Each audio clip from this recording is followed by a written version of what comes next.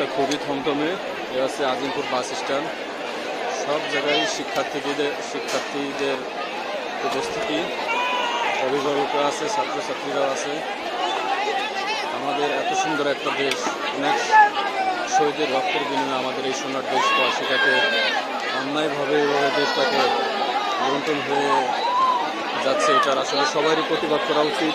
যার যার পক্ষ থেকে যে যেমনি পারেন অন্যায়ের বিরুদ্ধে রুখে দাঁড়ান।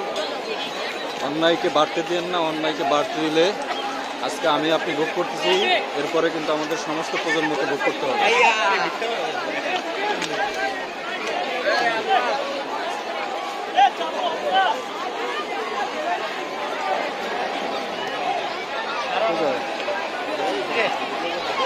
ঠিক আছে, বেরো, তোমাদেরই বেরোনো উচিত আগে।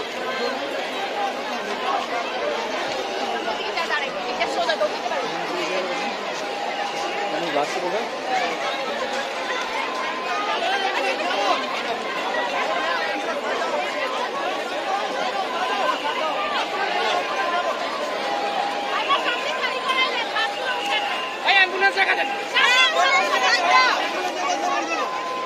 একটা অ্যাম্বুলেন্স আসছে।